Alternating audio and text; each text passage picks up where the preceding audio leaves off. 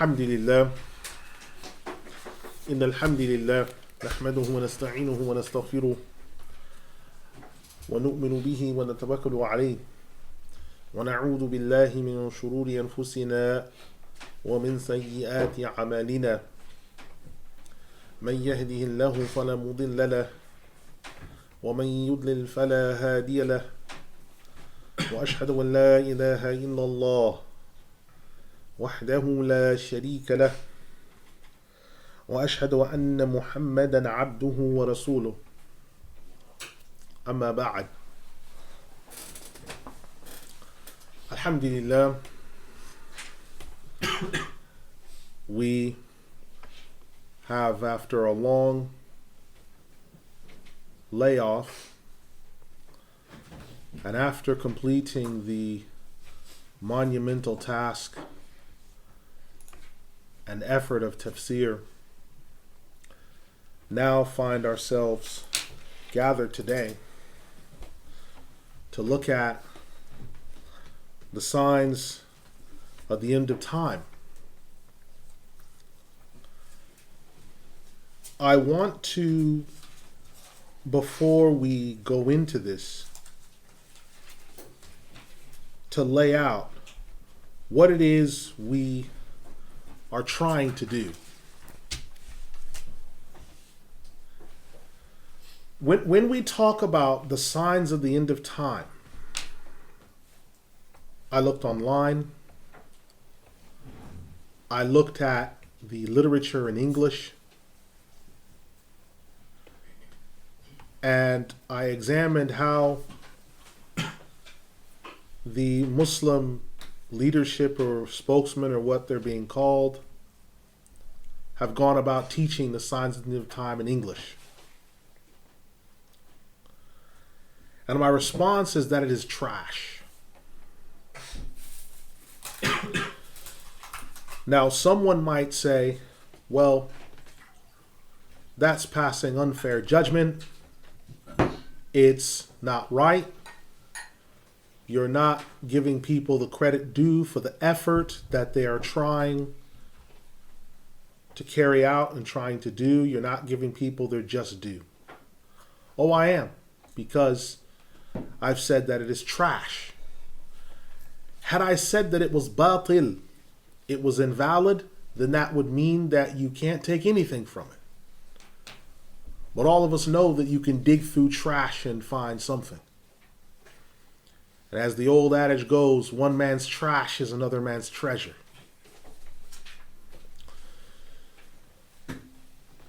Why am I saying this? The reason is because originally, when the signs of the end of time were taught, these signs were taught and then their fulfillment was mentioned, often with the date that they were fulfilled, what remains of these signs, and then what you should do about this now that you know this information. What's left, what remains. There has been a concerted effort, and by examining it in detail, you can see that it is purposeful. This effort is purposeful in obfuscating Islam, downplaying the rightful role of the signs of the end of time, and cartoonizing this religion. By cartoonizing this religion, you create a folkloric caricature which you entice the people's emotions until their hearts spasm in delight in that which they've heard, and then they go home unchanged until the next delivery of sermons. If you want to really get a good eye on this joke and understand this game, then I want you to look at the Gregorian calendar from January to December. You'll notice around Easter time, there's all these lectures about state of the ummah, how to change our condition. And you notice when they have these lectures, they never mention how to change the condition. And they always quote the ayah out of context. Allah does not change the condition of a people until they change what's within themselves. And then after, there's that rejoinder, brothers and sisters, we need your help. It's been said, ad-dinu bila infaq nifaq. The religion without spending is nifaq. So that's why you need to spend. There's always the rejoinder where they have their hands in your pocket. Then you reach the summertime. The summertime, there's summer break layaway programs for traveling to different locations as if you're on a Hawaiian holiday, to go and look at religious sites, to have your religious feel, and then you enjoy your benefits. Then you get into the fall. The fall, it will usually be something to do with thanking one's parents, being thankful, Muslim marriage, divorce issues. Then you reach winter time around Christmas. Jesus in Islam. Jesus, Prophet of Islam. Convert stories galore. How I came to Islam and how all these other things happened. And then the next January, they roll out a whole series of converts. I want you to look at this. There'll be a convert who'll come and he'll give his first story, clean shaven, talks about how he came to Islam. And he's part of the convert circuit. Then he has his second lecture. The stubble is starting to come in. And his convert story is a little bit more embellished. Then he's got a beard. And his convert story is embellished more greatly. And by the time he has a complete beard, he never believed in the Trinity. He always knew there was something wrong from the time he was 5 years old. And when Islam came, he knew it was the truth. Never was a mushrik, was he? This particular form of religion is itself a sign of the hour. What is known as pop Islam. No depth, no profundity, all fluff and noise. So that is why I said that those things are trash. There's no continuity to the way that it's being taught. From the beginning to the end. That's why it's called the signs of the end of time. There's no continuity to the way that it's being taught in English and in English books. So you're not reaching the end result. And then also, you're not being told what's left out of the things that have been fulfilled. These things are all significant and need to be done. We have to define what it is we're going to talk about and how we're going to reach it. It's my job, to the best of my ability, to assist in this endeavor. The things that I say and the things that we're going to cover will be disturbing. They'll be beneficial. They'll be useful. But most of all, I hope that they will be practical so that you can implement them, so that you understand what's at stake, how close we are, what's on the table, and what's in jeopardy currently. I don't want to waste anyone's time. And that's why the way that I teach, what I've done, the way that I've done things. Someone just a few days ago asked me, why don't you do any bayinat and halaqat anymore and everything else? Because we're in the dars stage. I don't want to waste anyone's time by giving them 30 minutes a shot, 25 minutes a shot. Well, that's the age we live in. Yes, that's my point. That's precisely what I don't want to do. Because I'll be part of the problem. So this short introduction, this pre-introduction, is what I thought was important to share with you. Now, when we talk about the hour, the Arabic word used is as-sa'a, the hour. There are three types of sa'a. There are three types. It's known as, the three types are as-sa'atu sughra, wal-wusta, wal-kubra. Right? The first sa'a, as-sa'atu sughra, this is called the smaller hour. The smaller hour is your death. Just as there are signs of the hour, there are signs of your death. Growing old. Frequent illnesses.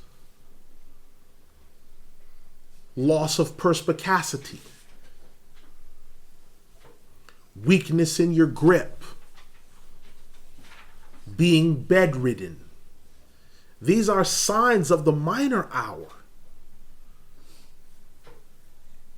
Now, some of these signs are preventable signs where you can do something. The person that loses the feeling on the left side of his body or the right side of his body. That's a sign that a stroke is occurring.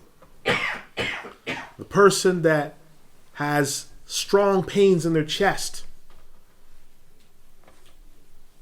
is a sign of either acid reflux or a heart attack. These are signs of that person's hour. And some of those signs are preventable. But people don't do anything about it. Then you have as-sa'atul wusta, the middle hour. The middle hour. The middle hour is the end of your generation. The end of your generation. So they talk about generations. You've heard the expression used about baby boomers. This is the post-European Civil War that they're calling World War II. After the Civil War in Europe in the 40s of the Gregorian calendar, what they're calling World War II, there were a group of people known as the baby boomers, the people that came after that point. You have the X generation. You have the generation of the Roaring Twenties. You have the Reconstructionist generation. These are generations, groups of people that what that generation did defined its time. The millennials, that's a generation. What they did or what they were defined that generation. And so that's what that generation is known for. The baby boomers were known for excess because they lived after the war and they said they're not going to live on rations or anything anymore. They lived by excess and largesse. The 50s that came, then the 60s came, and the children of the baby boomers went further than their parents did. So this is the middle sa'a. Then as-sa'atul kubra, the greater hour. This as-sa'atul kubra, Imam Ibn Rajab Al-Hanbali rahimahullah, he says, this refers to the day of resurrection. So of all the different names used for the day of resurrection in the Quran, Yawm al-Qiyamah, Yawm al-Din, Al-Haqa, Al-Waqi'ah, Al-Qari'ah, As-Sa'a is but one of them. It is one of them. Now, the Sa'a, the hour, and knowing about it is one of the four great forms of knowledge. This religion can be broken down into four great forms of knowledge.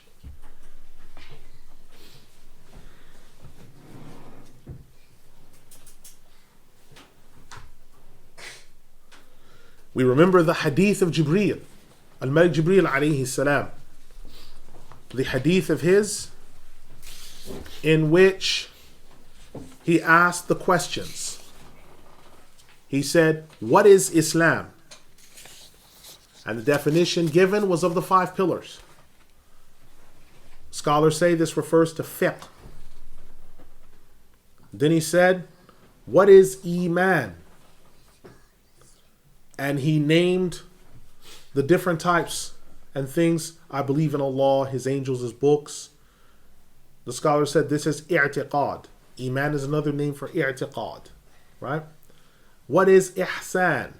And he said to worship Allah as if you see Him. This is the Hadith of Jibreel. It's the second one in Imam Nawawi's 40. So what is ihsan? What is this?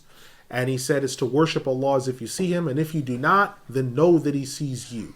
Ihsan, the scholar said, is another word for zuhud or tasawwuf. So he mentioned so far 3 sciences. The 4th science he mentioned, so inform me about the hour. فَأَخْبِرْنِي عَنِ السَّاعَةِ. Tell me about the hour. That's a 4th science. And then he said, the one being asked about it knows as much as the one asking. Meaning our knowledge is the same in this area. And then he said, فَأَخْبِرْنِي عَنْ أَمَرَاتِهَا. So tell me about its signs. Tell me about the signs of the hour. فَأَخْبِرْنِي عَنْ أَمَارَاتِهَا. So tell me about its signs. And so then he gave some signs. And when he asked the companions, do you know who that was?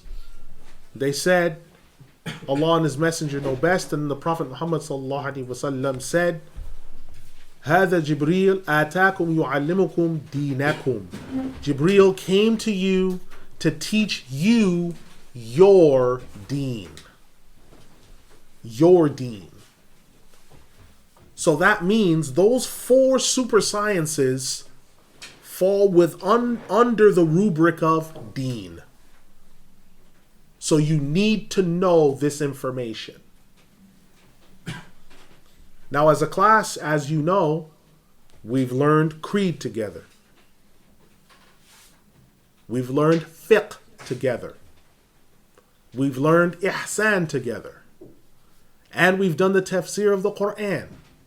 So it is only right that our 4th science of the 4 super sciences be the knowledge of the hour. Because I've taken you this far. It's only right that we do this. These things have to be known. And there needs to be a detailed presentation according to people's level. Children should be taught according to their level. The step up from them should be taught according to their level, till you get to adults, to where they learn according to their level.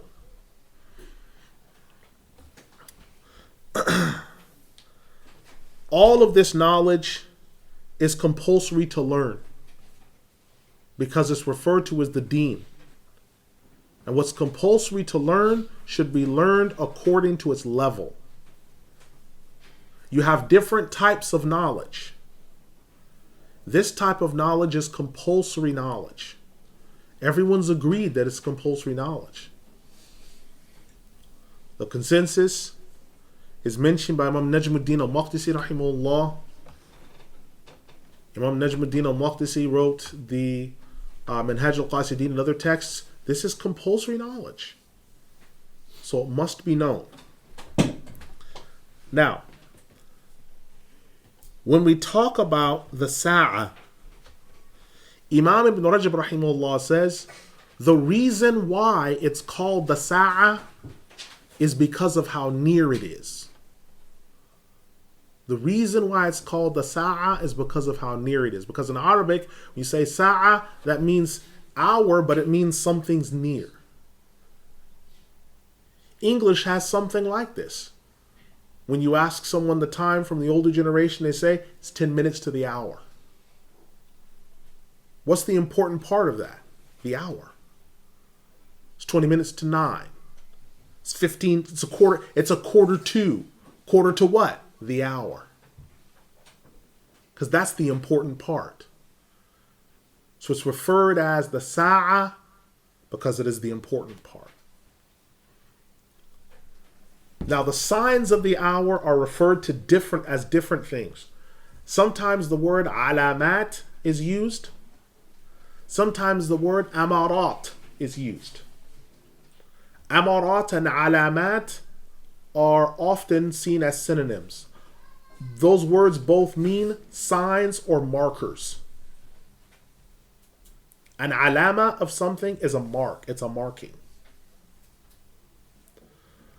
But sometimes another word is used, which is ashrat. Ashrat is the plural of the word shart. Shart means condition, but it's usually translated as sign. But a shart in Arabic is something that must be done before something else is carried out. So a shart is something that must be done before something else is carried out. That's a shart.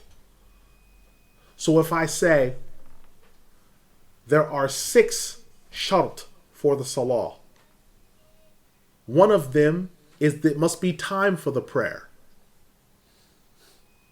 Can someone make dhuhr before the time of dhuhr? No.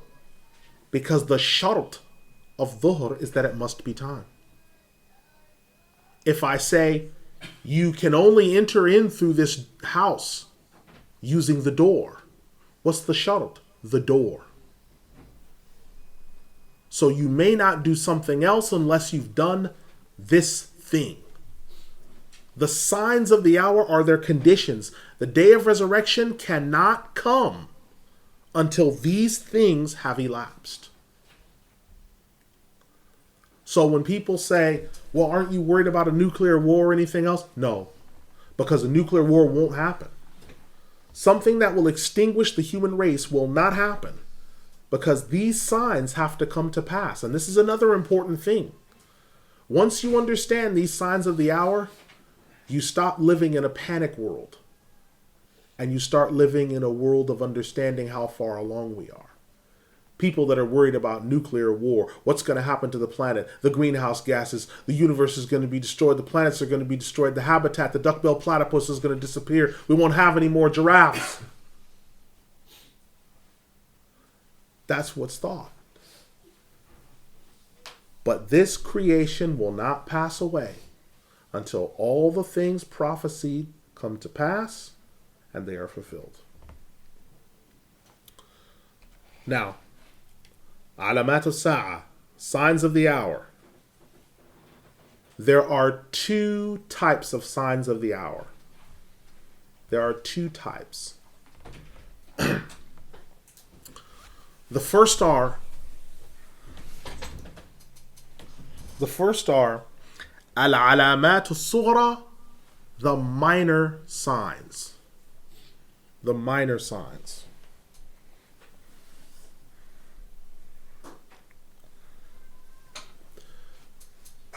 The minor signs. Al-alamat as-sughra, these are signs in which, if they occur, one is still able to repent. So during the minor signs, there are still people becoming Muslim, some people rejecting faith, some people coming into the religion, some people leaving it. During this time, these things are still happening. Still occurring. An example is the Hadith in Al-Bukhari, where the Prophet ﷺ says that people will be making Hajj at the time that Ya'juj and Ma'juj are in the earth. So during the era of Ya'juj and Ma'juj, people will still be making the Hajj and the Umrah during this time. So that's a proof that the Ya'juj and Ma'juj belong to the minor signs where it's still possible for someone to believe. Now, of the al-alamat as-sughra, there are 3 types of minor signs. So you have 2 types of signs, major and minor, but you have 3 types of minor signs. Okay?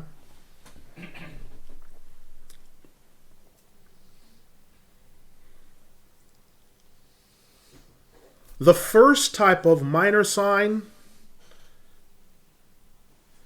is the sign that has occurred. It's occurred and it's completed and not repeated. It has occurred. Could you get him some water? It has occurred. It is completed, and it will not be repeated. This sign.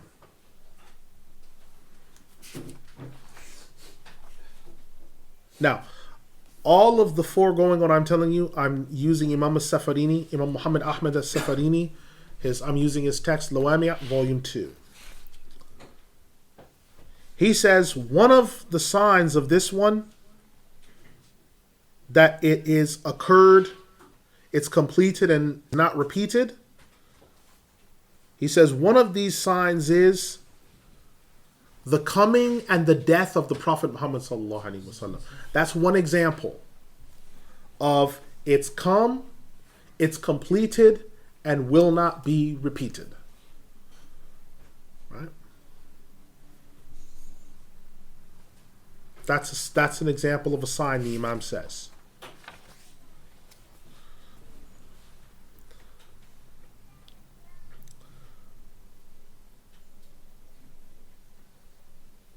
The second type of minor sign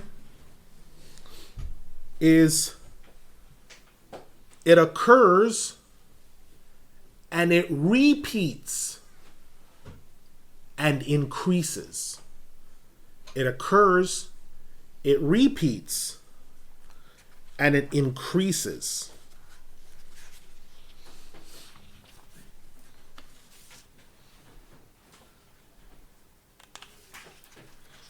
It occurs, it repeats, and it increases. And it continues until the third set of signs.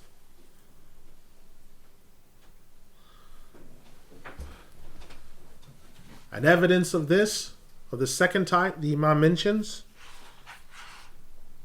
is what the Prophet ﷺ said in a Hadith in Al-Bukhari: earthquakes in diverse places.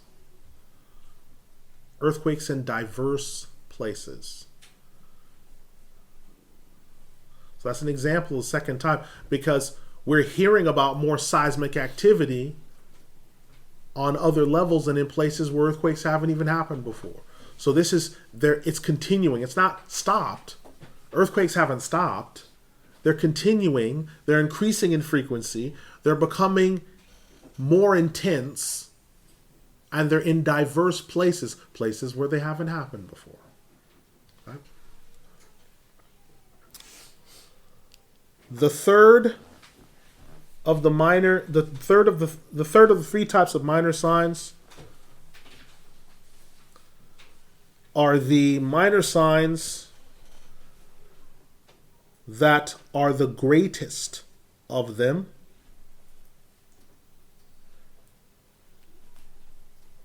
These are only stopped by the coming of the hour. These are only stopped. They're the greatest of them, and they're only stopped by the coming of the hour. An example of this is Nabiyuna Isa alayhi salam and Al-Mahdi alayhi salam. Among these great minor signs, their kingdom, their history, and what belongs to that does not cease until the hour comes to pass. Which the second set of signs, the Alamatul Kubra, the greater signs, belongs to the hour, because these are these signs. To put it in this way, if you look at the Hadith in the Sahih Imam Muslim, it mentions the cool wind coming, and all the Muslims dying, and the rest of the signs unfolding. These are the greater signs. These signs are referred to as Al-Alamatul Kubra, the greater signs of the end. An example of these is the sun rising from the west. The sun rising from the west. As we know, the way that we're looking at things, the sun rises in the east and it sets in the west. Something is going to happen where Allah will cause the opposite to occur. When that happens, when the sun rises from the west, in the Hadith in the Sahih of Muslim, the Prophet Muhammad ﷺ says that it will be too late for the door of repentance will be closed. So at that point, the door of repentance is closed. And no faith is accepted from a soul that hadn't believed before.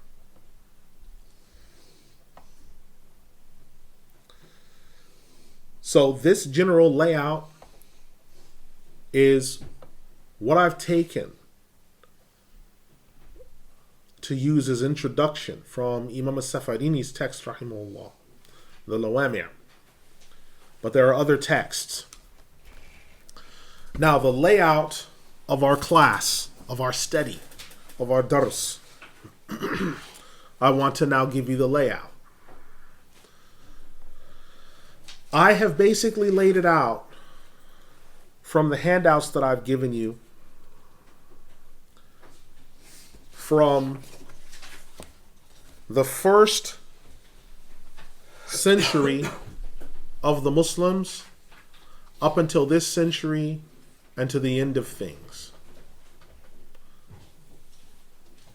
So what it is my sincere attempt to do is to cover prophecies that go in each century. So we'll look at the prophecy, when it was fulfilled, who said it was fulfilled, and what occurred.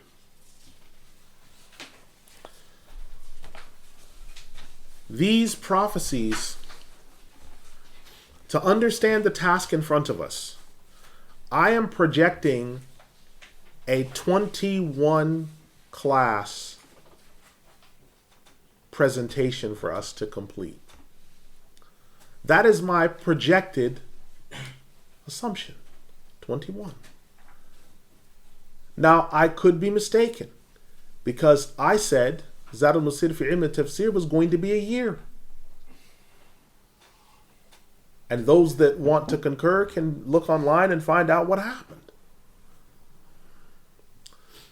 So I was only off by a factor of 5. That's pretty good for being a human being.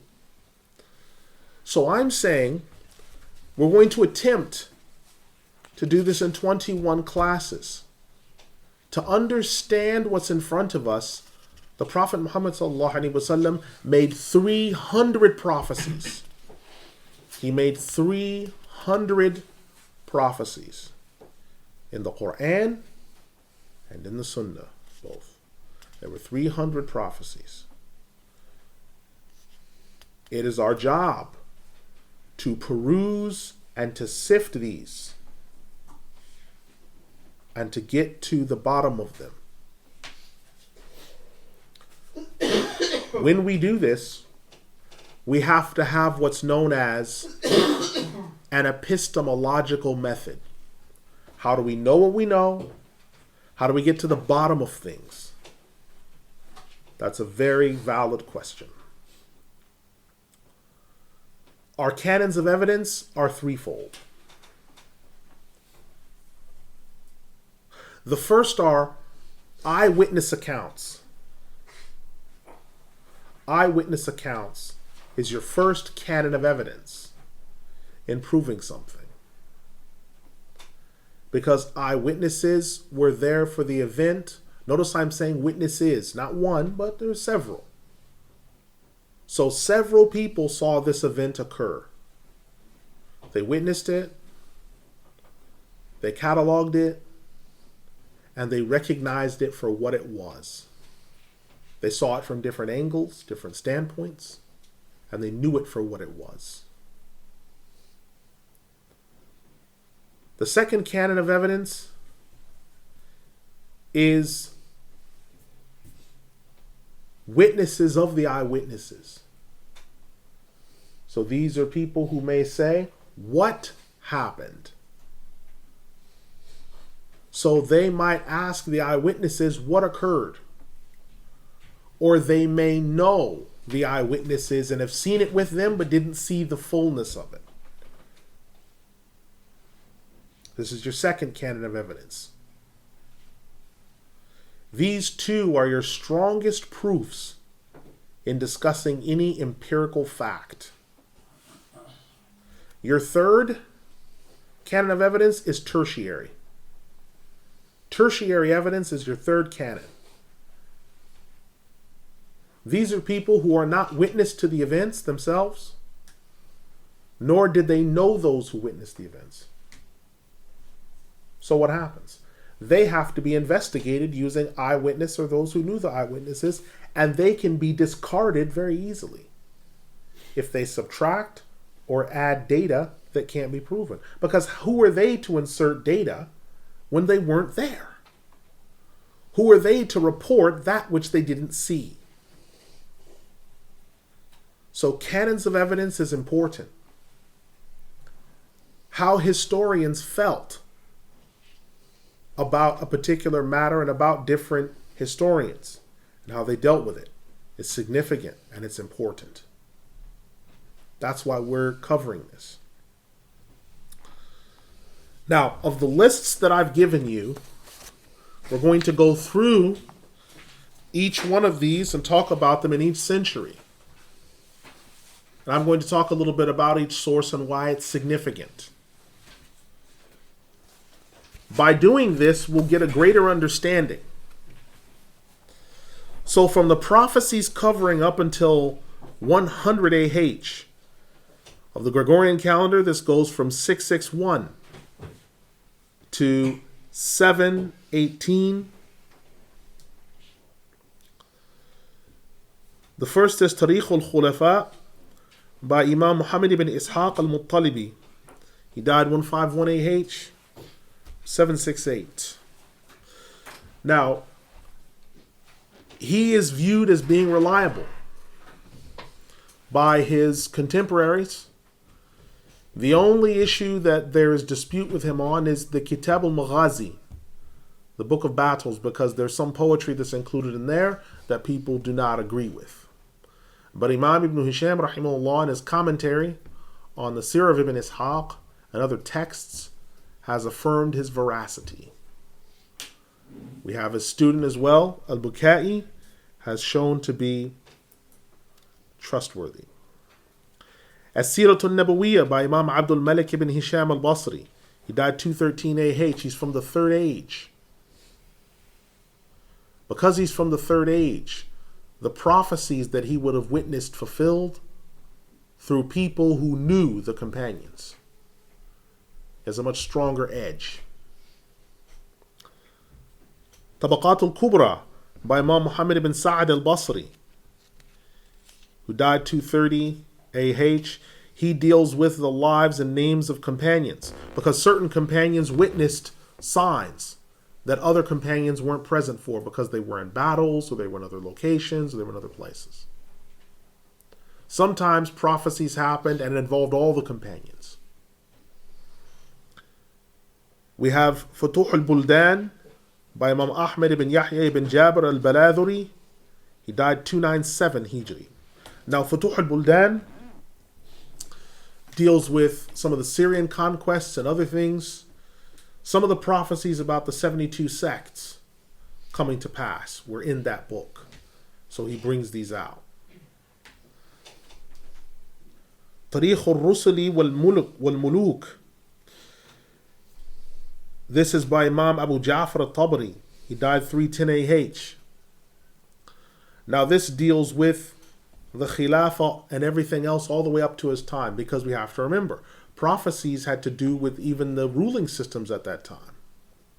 So the Bani Umayyah ruling, the Bani al-Abbas ruling, everyone knows who these people are and how they're connected. There's a certain level of prophecy connected to these things. Sahih Muslim Bisharh al-Nawawi by Imam Yahya al-Nawawi. He died 676 Hijri. Now he made a commentary on Imam Muslim's collection. And he catalogs a lot of these prophecies. And he'll tell you as well which ones are still outstanding. So in his time, Constantinople still stood as the seat of the Byzantine Empire. He said, we still await this prophecy to be fulfilled. And we look forward to the day that Allah brings it to pass. But other prophecies he mentions, and this was completed in this year. This happened in this year. Sometimes he'll give you the day, the month, and the year that it occurred. Very detailed. And he explains what happened on that day. There was one prophecy he actually saw happen. He witnessed it. So his authority, his witnessing is very important. The others are chroniclers. So they're speaking to eyewitnesses. They're secondary evidences. For prophecies covering between the years 100 and 199 AH, we've got Tabaqat al-Hanabila by Al-Qadi Abu al-Hussein al-Baghdadi. He died 526 Hijri. Now he writes because he witnessed the destruction of Baghdad and its embers. He saw the rise of the Abbasids as a fractured monarchy. So he witnessed the kingship coming into the Ummah. He saw these things. He wrote them down. He's writing in the aftermath of the Great Inquisition, which happened in the time of Imam Ahmad, rahimahullah.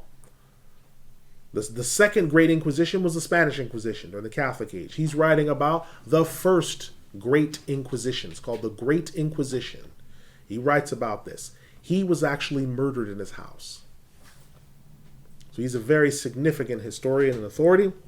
We have Tarikh Madinat al-Salam wa akhbaru muhaddithiha wa dhikru qutanih al-ulama min ghayri ahliha wa waridiha. This is by Imam al-Khatib al-Baghdadi. His Tarikh Madinat al-Salam, he died 463 Hijri. This is a history of Baghdad. From the time it was built, from the time that city, Madinat al-Salam, was built, up until his time.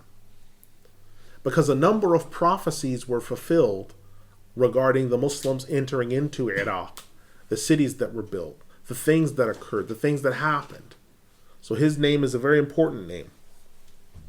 Al-Muntazim fi Tarikh al-Mulki wal-Umam by Imam Abdul Rahman ibn al-Jawzi. He died 596 Hijri.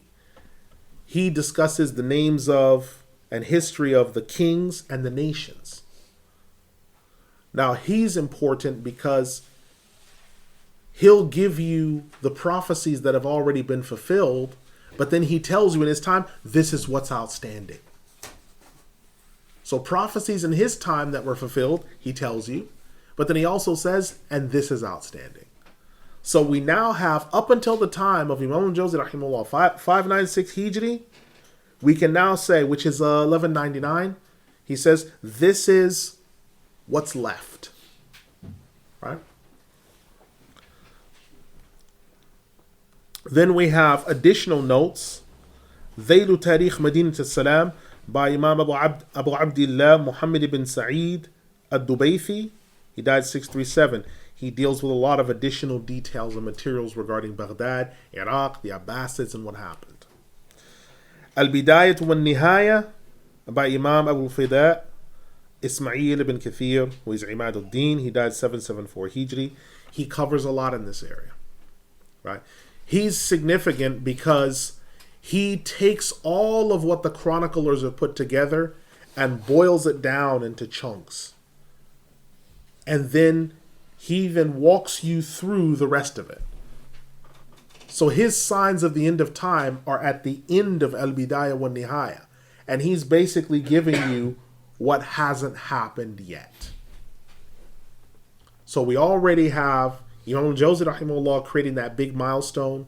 Then he does another big milestone of collating and gathering and then boiling down. We have Dhayat Tabaqat al-Hanabila by Ibn Rajab al-Hanbali. He died 795 Hijri.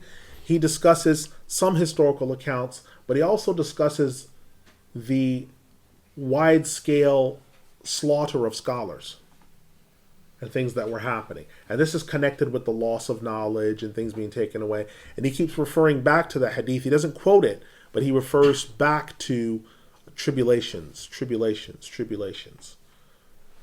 He's also significant because when you quote his commentary on Al-Bukhari, he was the first one to write a large-scale commentary on Al-Bukhari.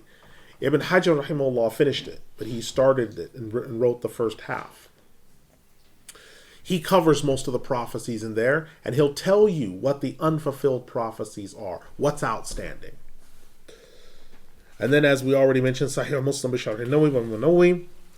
We then come to the year 200 to 299. We have Shadrat al-Dhahab fi Akhbari man Dhahab by Imam Shihabuddin Abdul Hayy al-Akri.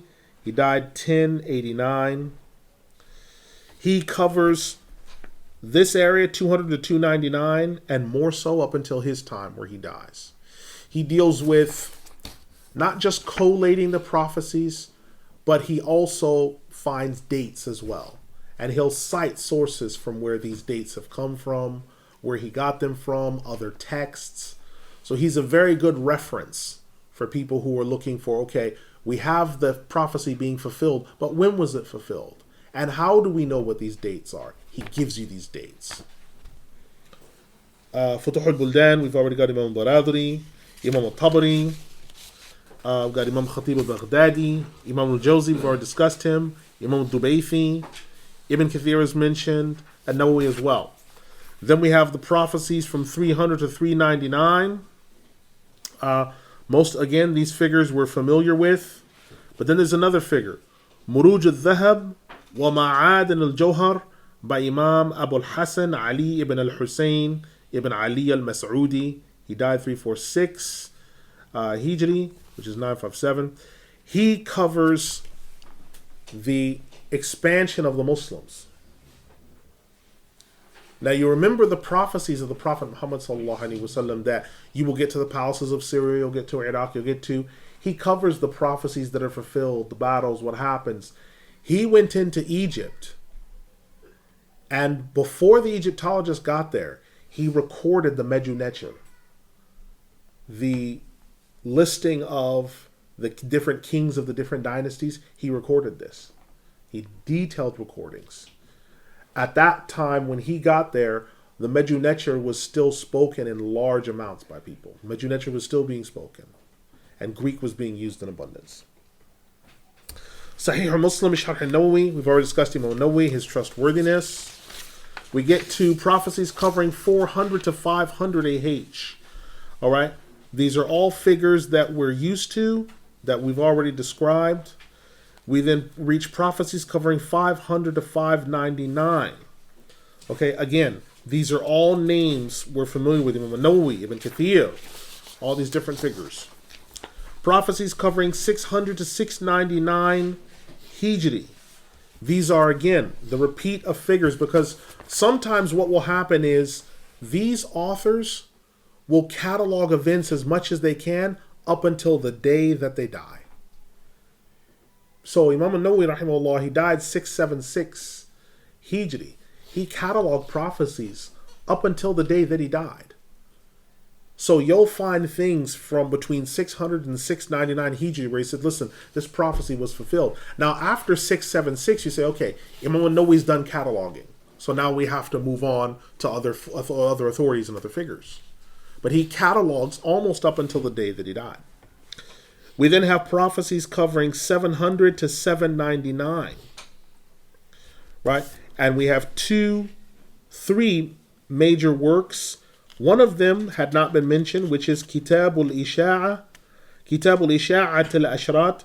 الساعة أشراط الساعة. This is by Imam Muhammad ibn Abdul Rasul al-Husayni al-Shahrazuri al-Barzanji.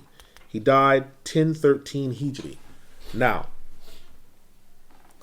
he's a very important figure, along with another figure who will quote,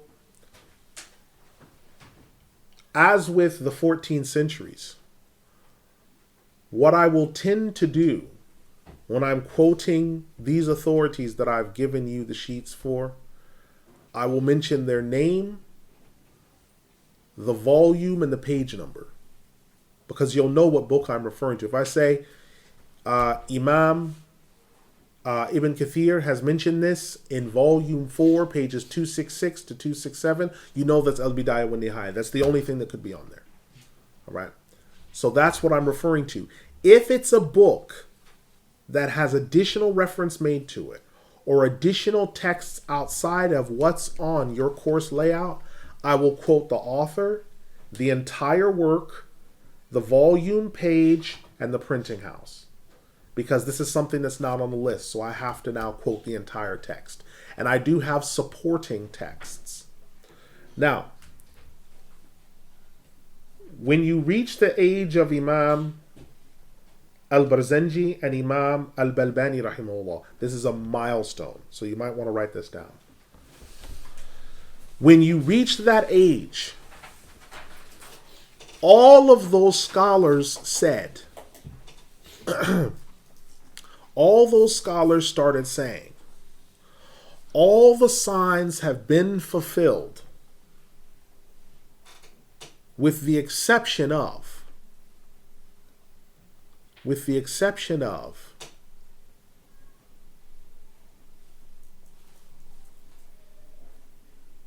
the coming of Nabiyuna Isa alayhi salam,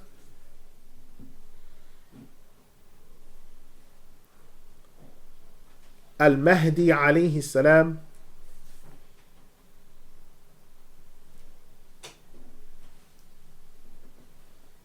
number 3, the false Messiah, and number 4, Ya'juj and Ma'juj.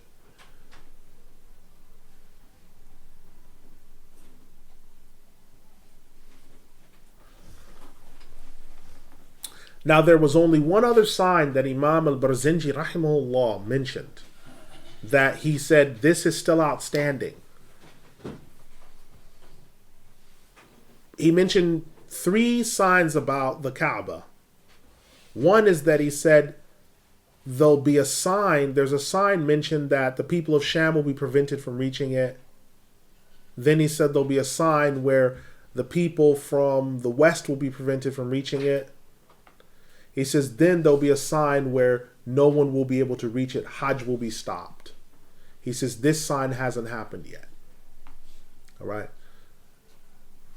Imam As-Safarini rahimahullah mentioned the same thing, but we'll come to other imams who've said no, that's been fulfilled because that was completed, that sign. That was with the coming of Muhammad ibn Abdul Wahhab and the Al Saud family. The Hajj was stopped for an entire year. No one could get there. It was stopped. People were turned back.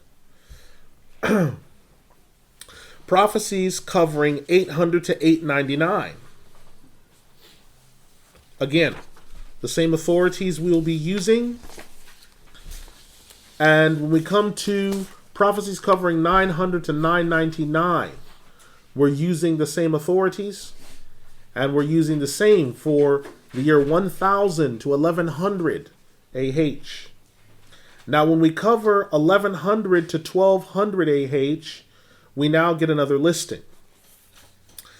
As-Sawa'iq al-Ilahiyya, Fasl al-Khitab is by Imam Sulaiman ibn Abdul Wahhab, in which he quotes the prophecy about Musaylima, the false prophet, the Najd, and he says this hadith has been fulfilled.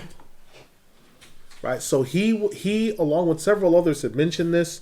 The text Ar-Radd ala man kaffara ahl al-Riyad wa man hawlahum min al-Muslimin. This is by Imam Muhammad bin Fayruz al-Ahsa'i. He died 1216 Hijri. He discusses the rise of Muhammad ibn Abdul Wahhab, along with Misbah al-Anam by Imam Alawi al-Haddad, rahimahullah, who mentions a hadith about the onset of the 1200s, in which a man with a body like a bull comes and leads people astray. And he quotes the hadith from its original collection. And that hadith, from the original books, if it's printed by Dar es-Salaam, you will not find that hadith in there. For valid reasons, for obvious reasons. But we're going to quote that hadith. We're going to quote it. And all the other ones that are hidden, we're going to quote them.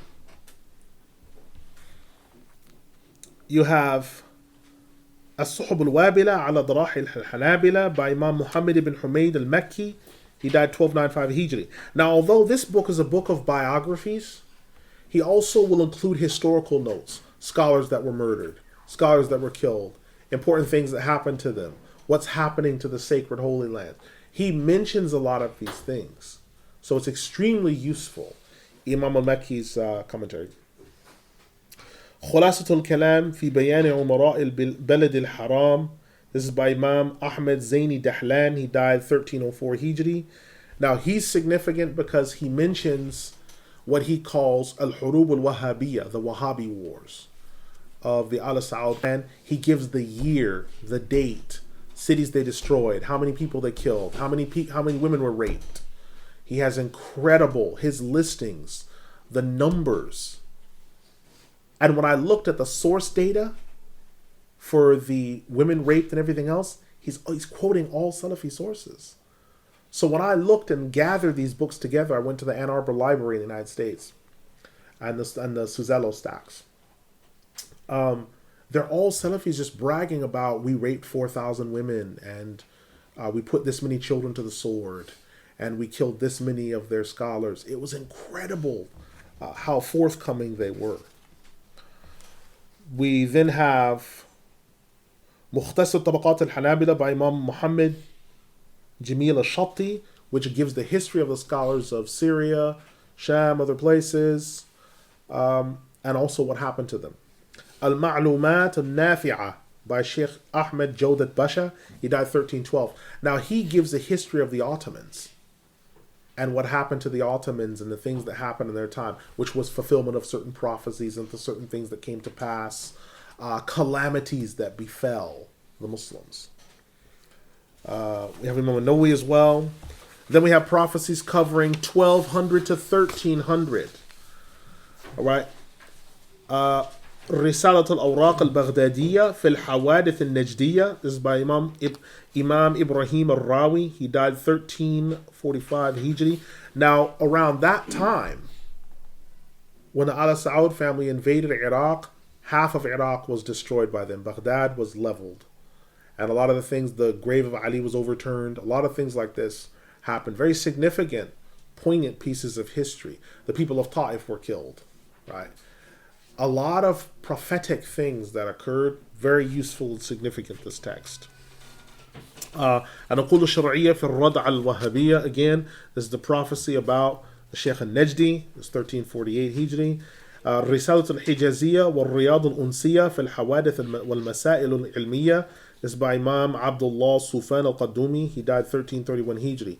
Now, he lived in the era just before the Al Saud takeover. This is when Mecca was still pristine. And he mentioned their coming because you could already see the build-up, what was going to happen. Right, so very significant. Al-Fajr al-Sadiq, Al-Rad ala Munkir al-Tawassul wal-Karramat wal-Khawariqi by Jamil al-Sidqi al-Zahawi. He died 1354. Again, he lived to see the destruction of the Ottomans. He was a fugitive for a period of time. Some people say that he was murdered. Some say he died of natural causes. But he was a fugitive. Then another text, Al-Mawahib al-Rabbaniyya في الأجوبة عن الأسئلة القزوانية. Okay, that text and the one following it is by Imam Abdul Qadir bin Badran al-Dumi.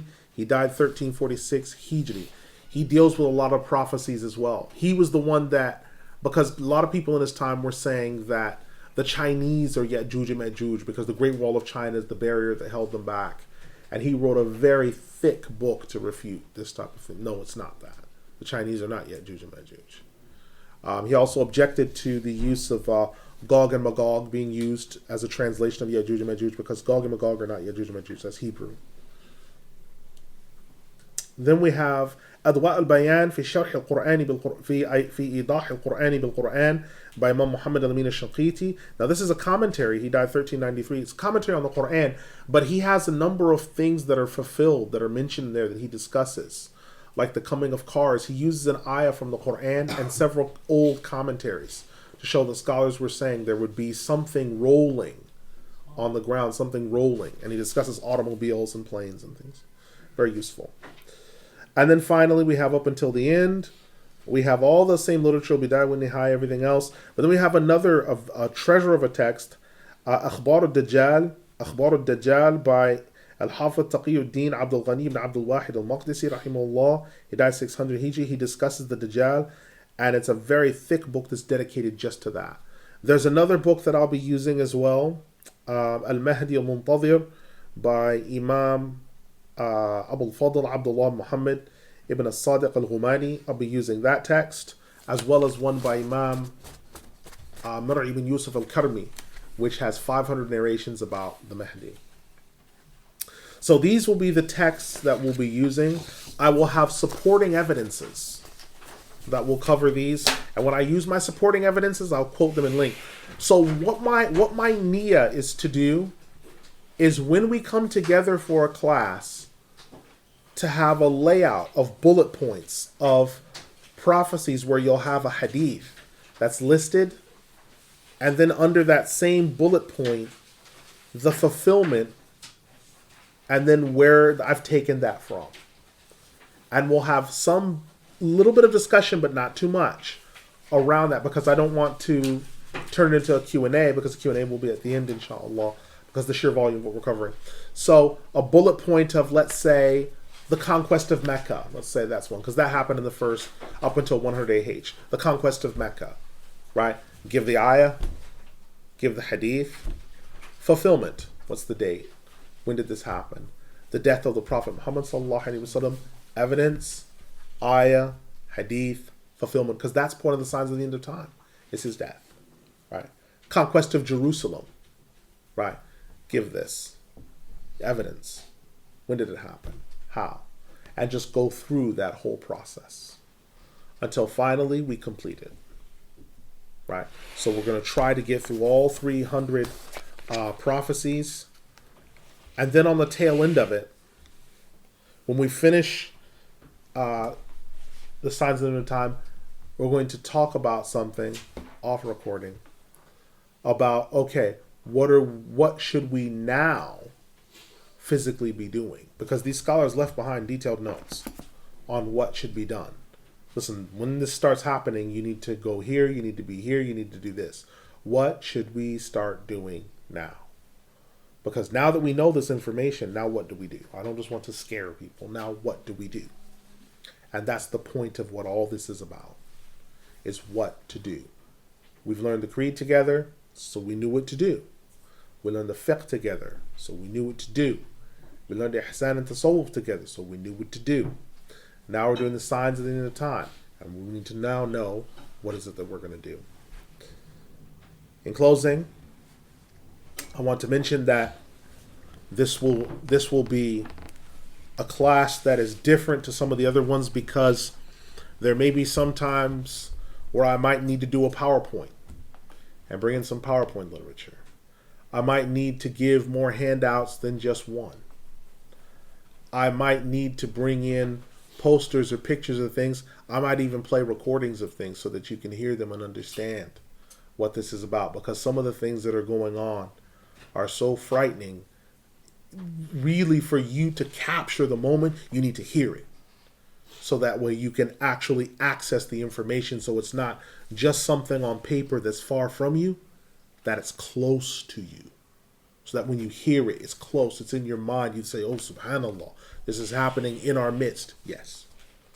As close to you as the laces of your own shoe. as close to you as the strap of your own sandals, as the cotton in the t-shirt that you wear, that close. Right? Also, the scholars that have given us this information, many times they knew that they were on borrowed time. They knew they were going to get murdered. They knew they were going to get killed soon, or they knew they were going to die soon. They knew they were on borrowed time. And so they used their time wisely.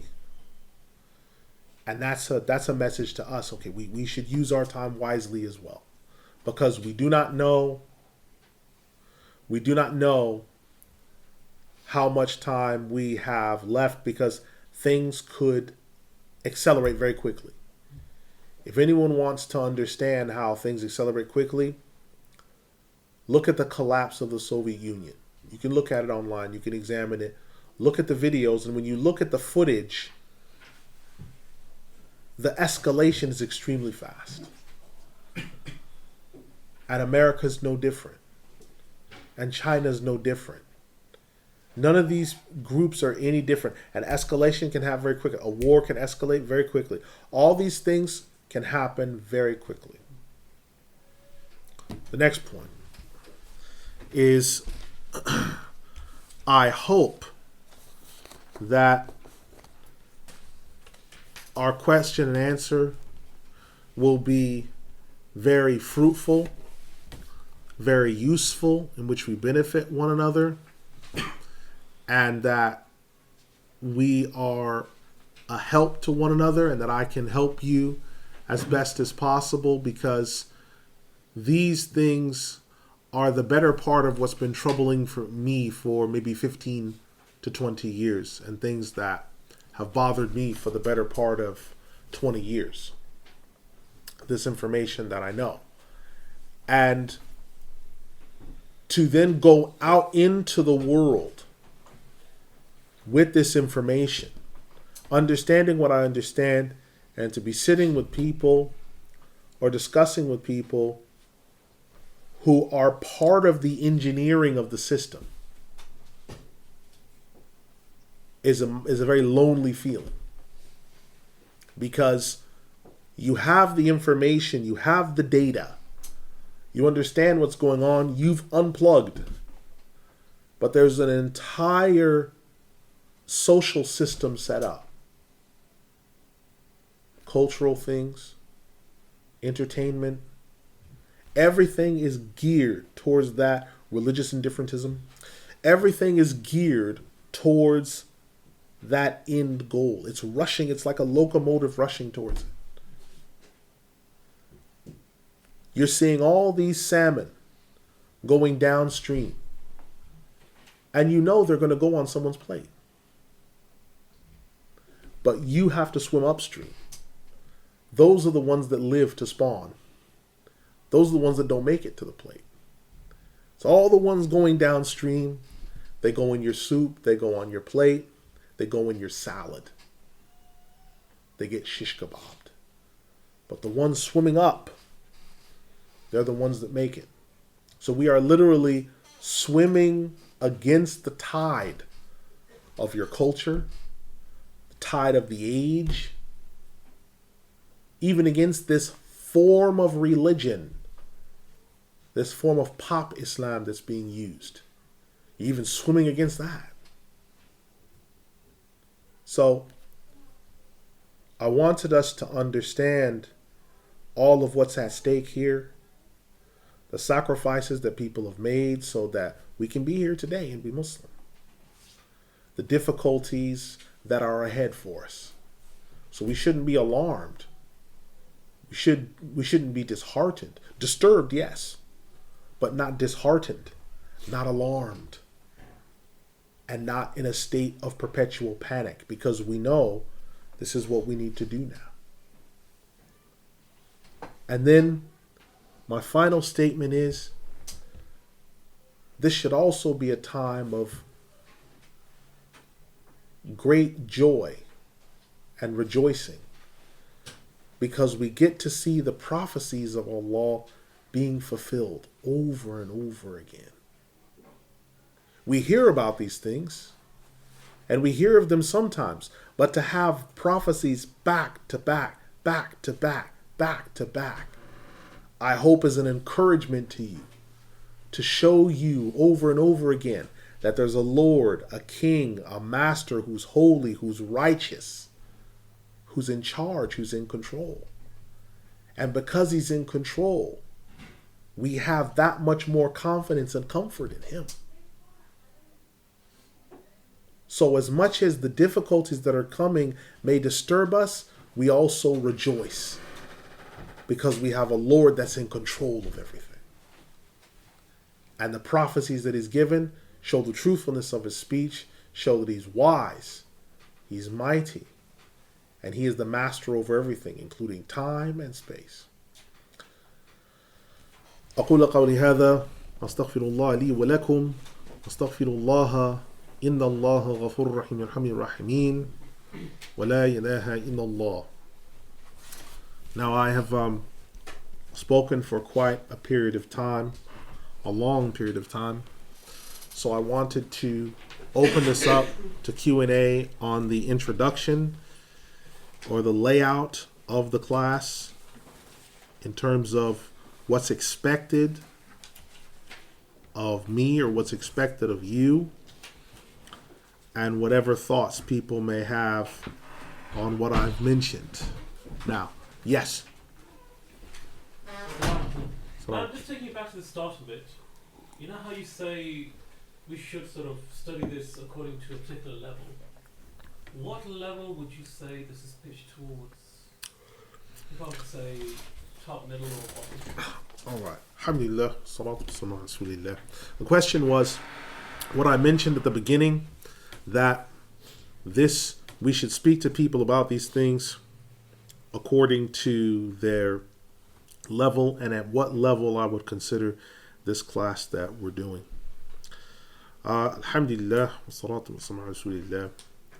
Well, because everyone here is 15 and above, close enough,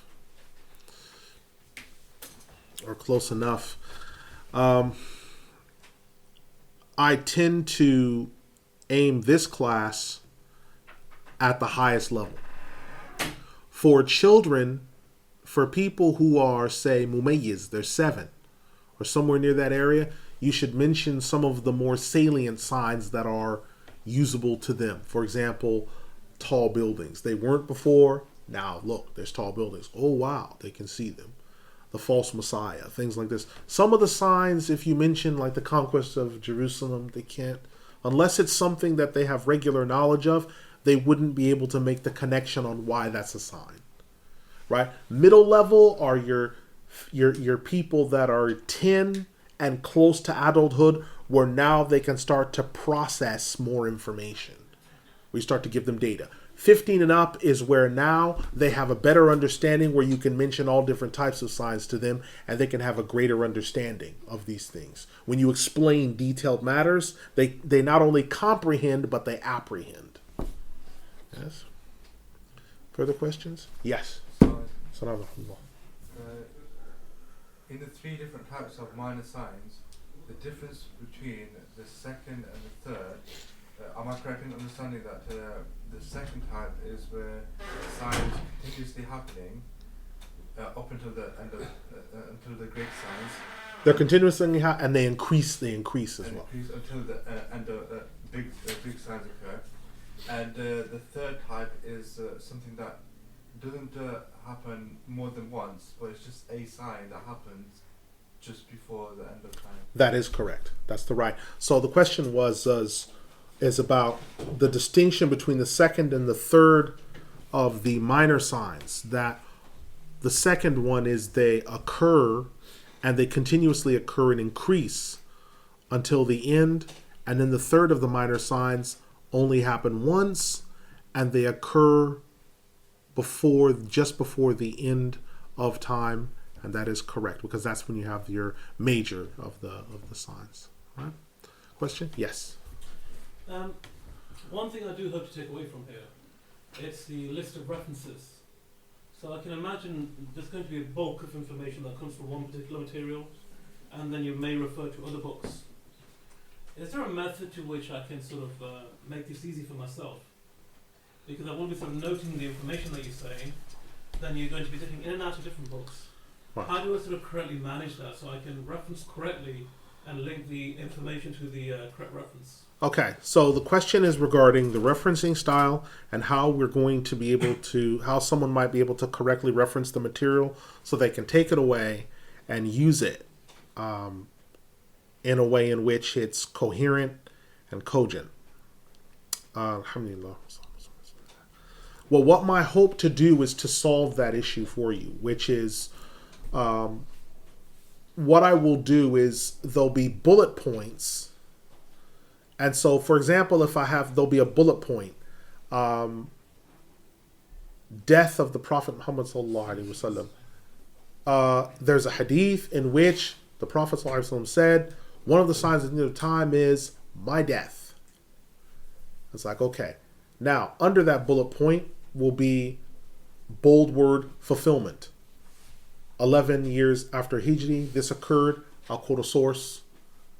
Right? So I'll say Imam Ibn Hisham or such as mentioned the death occurring on this year, on this date.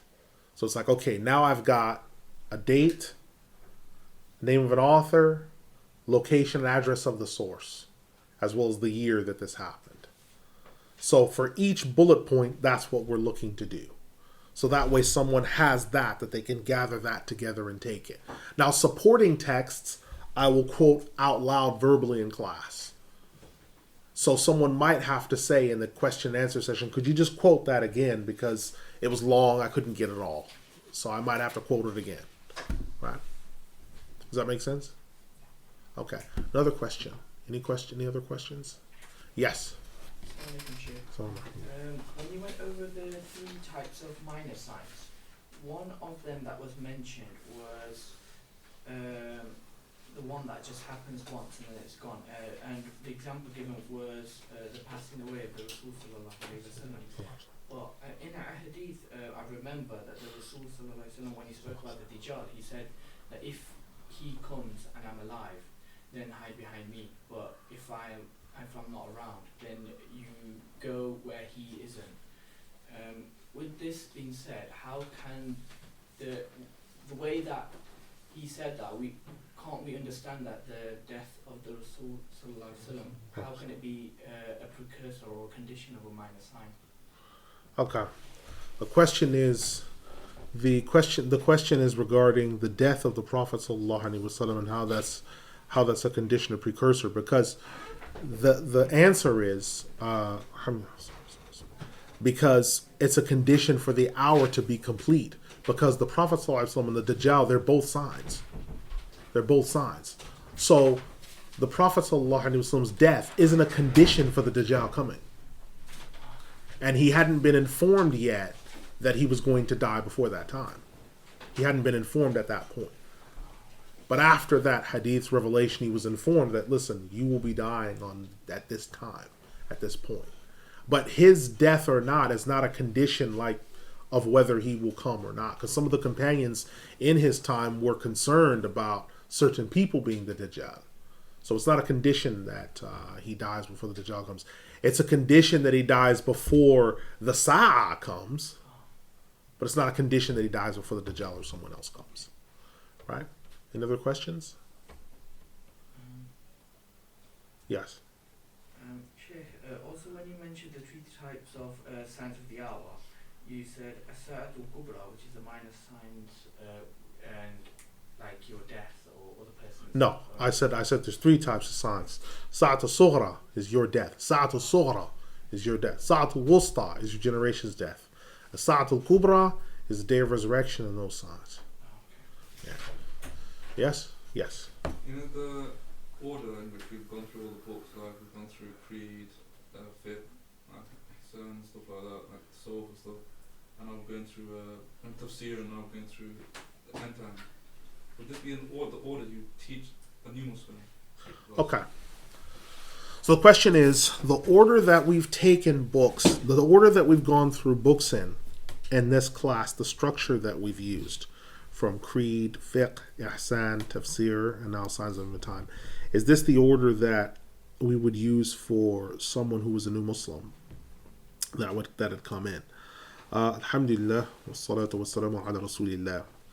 Generally, that is the order, although you might tailor it to their needs. So if someone was a new Muslim, they might not have, you see, part of what this class has, because they're coming from Muslim families, is they have background knowledge. So there's a lot of words that I use that you have as a matter of assumptive knowledge. When I say prophecy, that's assumptive knowledge. When I say fiqh, that's assumptive knowledge. Even if there's mistakes in understanding fiqh, you understand fiqh means the study of a madhab or something to do with that. Now, a convert who does not have assumptive knowledge, you now have to start with something very simple and say, okay, for signs of the end of time, we need to first talk about, before we can get to that, we have to talk about prophecy. You believe in the Quran, right? Okay, well, that's an example of prophecy, right? So the signs of the end of time is something within that prophecy that's coming. So you need to explain in detail more about that. So you use maybe smaller texts or smaller handouts. The tafsir, you'd use basic information on your tafsir. Maybe take the tafsir of Juz Amma first and go through that. So for a convert, creed, you just do the metan of the lum'ah. You just do the metan, right? Just the text. Fiqh, you do the metan of a small text. Just the metan. You wouldn't go through a lot of things. Ihsan, you just do the metan of a text. Just a metan. Signs at the end of time, there are smaller texts on that. You just do a metan, right? You just do a metan, right? All these things, you just do a metan, right? Because it's short, sharp, it's simple, and people can carry through with the information. But in the order, the actual makeup, that's generally the order that you take, right? Yes. Just going back to the start again. When we say that, when we look at the signs of the end of time, the modern day method in this city may be trash, or the way they look at these signs, whether major or minor, what is to say that the method that we are on here today, that we have, what's the foundation for the method that the way we're looking at it? How is that different or conclusive compared to that? Okay, so the question is, what makes the method that I referred in the Anglosphere as being trash for deducing the signs of the end of time? What distinguishes the method that we are using from the methods that we've referred to as trash? Alhamdulillah. One is the sources that we're using. And we're following the same way of those people that have used the sources. So we're using Safarini's model. We're using the layout from the 1st century to the end is their method. So we're using that way. Where what people have done is they've said, okay, we're going to talk about the Dajjal. We're going to talk about the Mahdi. And then they've what's happened is they jump around between, okay, we're going to talk about this, we're going to talk about that. No, it needs to be structured to where you're dealing with what's happened, what's been covered, because no one has a clear idea when you're looking at the Anglosphere. No one has a clear idea of what's left. Okay, what's left now? Well, the Dajjal, there's some people who still understand, well, the 72 sects, the 70 sects, they haven't come yet. Yes, they have. That was finished in the Third Age. Some people, well, was Constantinople conquered or wasn't? The conquest of Jerusalem still coming? No, it's not. Mecca being laid desolate, that already happened. That happened 300 years ago, right? So these are things that need to be put into perspective because they're not explained. Not in detail. So the only way to do it is to take a chronological approach and walk all the way through it. Right? Final questions? Okay. So we'll close here, and inshallah, we'll be looking to lay out our presentation, the books that we're going to be using. If you look under Prophecies covering until 100 AH, right? 661, which that should be 661. 761, and we're going to be looking at these prophecies, or to 718, excuse me. We're going to be looking at those prophecies. We're going to be using these books and any supporting evidences that we have. Now, obviously, we're going to be using the Hadith collections. So I'll be referring to the Hadith collections by their chapter, their book, if it's the Sihah. So if it's Al-Bukhari, Muslim, Abu Dawud, Tirmidhi, Ibn Majah, Nasa'i, I'll be using the name of the book, the the book, the chapter, and the classification of the hadith. If it's books outside of that, like the Musnad or the Muwatta and others, I'll refer to the text, volume, and page number, right? But in terms of the historical layout, where we got the historical information, it's the listings that we put here, right? So I say Subhanakallahumma wa bihamdika wa ashhadu an la ilaha illa ant astaghfiruka wa atubu ilayk innahu ghafurur rahim yarhamir rahimin wa la ilaha illa Allah wassalamu alaykum.